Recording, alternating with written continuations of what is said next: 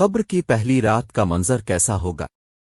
یہ ایک ایسا سوال ہے جس کی تلاش میں ہر دوسرا شخص نظر آتا ہے۔ آج ہم اس سوال کا جواب آپ کے لیے اسلامی نقطۂ نظر سے لے کر حاضر ہوئے ہیں۔ اس کے علاوہ آپ کو یہ بھی بتائیں گے کہ آخر قبر انسان کو کیسے پکارتی ہے۔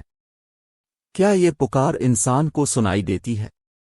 قبر کی پکار حضرت ابو سعید خدر سے روایت ہے کہ سرور کائنات صلی اللہ علیہ وسلم نے فرمایا، لوگوں لذتوں کو ختم کرنے والی موت کو کثرت سے یاد کیا کرو۔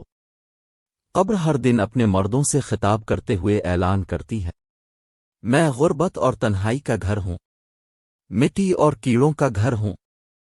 جب مومن کو دفن کیا جاتا ہے تو قبر اسے مرحبا کہتے ہوئے خوشخبری سناتی ہے کہ میری پشت پر چلنے والوں میں تو بڑا محبوب تھا، آج میں تیری ہو گئی اور تو میری طرف آ گیا، تو اب میرے احسان کو دیکھ لے گا۔ یہ کہہ کر قبر تا حد نگاہ کشادہ ہو جاتی ہے اور جنت کا دروازہ اس کے لیے کھول دیا جاتا ہے، جہاں سے اس کو جنت کی تازہ ہوا آتی ہے۔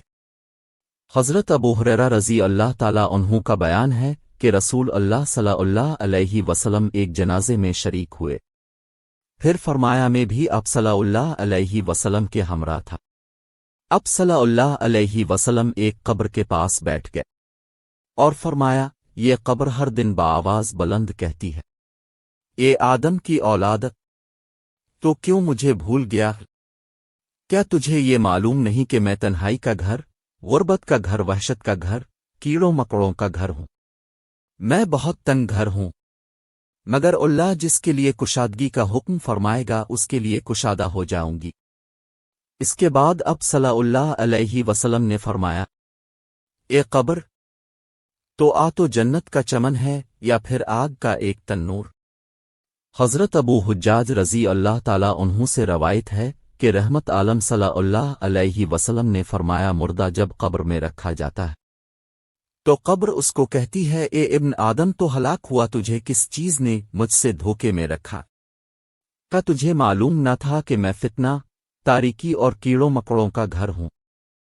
تجھے کس چیز نے مجھ سے بہکا کر نڈر کر دیا اور تو میری پشت پر خوب اکڑ کر چلتا تھا؟ اگر وہ مردہ نیک ہوتا ہے تو اس کی طرف سے قبر کو جواب دینے والے جواب دیتے ہیں، اے قبر، تو دیکھ تو صحیح اس کے اعمال کیسے ہیں۔ یہ اچھائی اختیار کرتا تھا اور برائی سے باز رہتا تھا۔ یہ سن کر قبر کہتی ہے، بے شک یہ نیک تھا، اب میں اس کے لیے سرسبز ہو جاتی ہوں۔ مردے کا جسم اس وقت منور ہو جاتا ہے اور اس کی روح اللہ تعالیٰ کی طرف بھیج دی جاتی ہے۔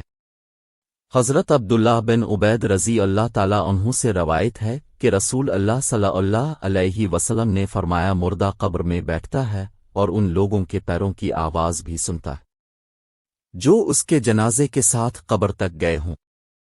مردے سے اس کی قبر کہتی ہے، اے ابن آدم، تیری ہلاکت ہو، تو نے میری تنگی، بدبو اور کیڑے مکوڑوں کا خوف نہیں کیا، اس لیے تو نے ان چیزوں سے بچنے کے لیے تیاری نہ کی۔ بدعمال مردے سے قبر کہتی ہے، تجھے میری تاریکی، میری وحشت، میری تنہائی اور تنگی اور میرا غم یاد نہیں رہا۔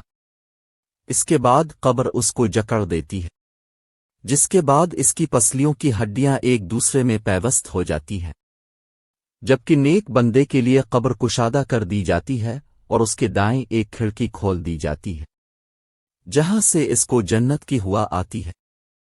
اللہ پاک ہم سب کو قبر کے عذاب سے بچائے اور ہم کو نیک اعمال کرنے کی توفیق عطا فرمائے، آمین یا رب العالمین۔